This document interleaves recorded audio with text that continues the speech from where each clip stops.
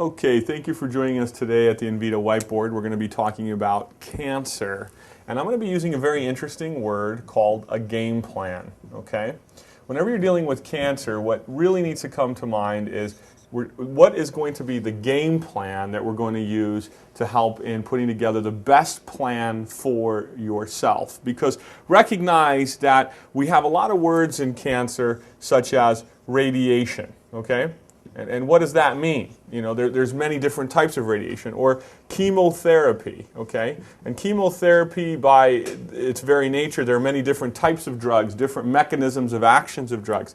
Then obviously there's always that question, do I need to do any surgery? And what am I going to do with the surgery? And then I'm going to add to this, because I don't believe by any means this is the complete method of cancer care, because here at Invita we focus on what we call advanced, I call natural medicine, where we're using aggressive intravenous treatments that help to do things such as targeting the immune system, which is virtually ignored, and helping to magnify the benefits of chemo and radiation, or in some cases even work alone when people are refractory or not responding to chemo and radiation. So this is the four key pillars we want to look at, okay? The very first thing you need to know about essentially Invita is that we have this advanced natural medicine part down. We're probably one of the best in the entire country. We have more options than anybody else. We have some of our own unique therapies that we use that are special only to Invita. And for some of our patients, that has made a world of difference on whether they are alive today or not. So I just want to make that emphasis point. Now, let's go back for a minute and look at this game plan, okay? Radiation therapy. We have to look at what are the options available in radiation depending on what type of cancer you have, okay? I'm going to just generalize this. Of course, there are more than these types, but I want to generalize this to give you an example.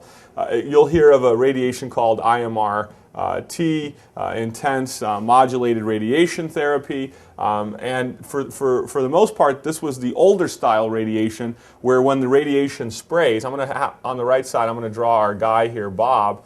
I want to show you, let's say we're doing a tumor that's located here in the middle of the body, and we use IMRT. IMRT sprays, and it doesn't target specifically a tumor. It has a lot of collateral damage. It doesn't hit the tumor as precise as, for example, CyberKnife, okay?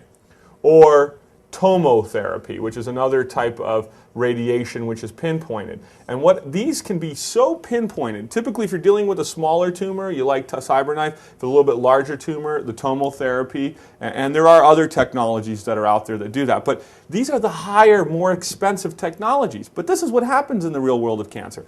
Hospitals own the old equipment, the IMRT. They don't want to upgrade to the new equipment. That's how they pay for their buildings. That's how they pay for their centers. And so they don't upgrade their technology to the finest technology available. The Tomo and CyberKnife are more expensive. And then the second problem is that we're not using this high-level technology of the pinpointed radiation on all tumor types. Typically, they'll just do brain, for example, with CyberKnife. But you won't see many doctors using it for prostate cancer, which it could work wonderfully for, and maybe not even have to do surgery, maybe be able to avoid the need for surgery, keep your prostate so you don't have all those side effects, and be able to pinpoint the treatment specifically to that area. And you'll only find maybe a handful of radiation oncologists in the country that do that. But this is what we talk about at Invita when we talk about a game plan. We're going to put you on and discuss, if radiation is an option, which ones are the best for you with the doctors we work with that are part of our team. Tomotherapy, again, a fantastic version of radiation that is pinpointed, minimizing collateral damage. So we're talking about technology. Cancer's come a long way, and technology is important. Second thing is chemotherapy. Am I just going to follow a regimen? Let me give you what typically happens. Patient walks in. I've been diagnosed with this cancer. Doctor looks, says, breast cancer, here's the regimen, here's the protocol. Like cattle, they get moved through and they'll follow protocol. Oh, it didn't work. Let's go to the next protocol. It didn't work. And because we can grow resistant to chemotherapy for many different things, genetic mutations that occur within the tumor. Tumors are intelligent. They change. They find a way to survive. Any oncologist will tell you that. So what we want to do is we want to do some form of a genetic type of testing so that we can see, before you even begin putting chemotherapy in your body, which one might be more effective to you? How is your tumor growing? What's specific about your tumor that makes you unique? Because not everybody is the same, and not all cancers are the same.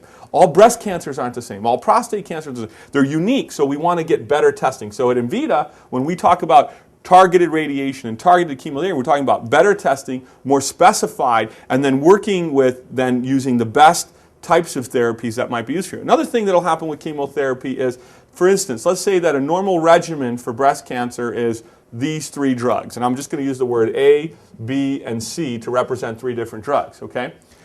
And let's say you tested not very good for these drugs, but you tested very good for a drug called X, Y, and Z, okay? These are different drugs.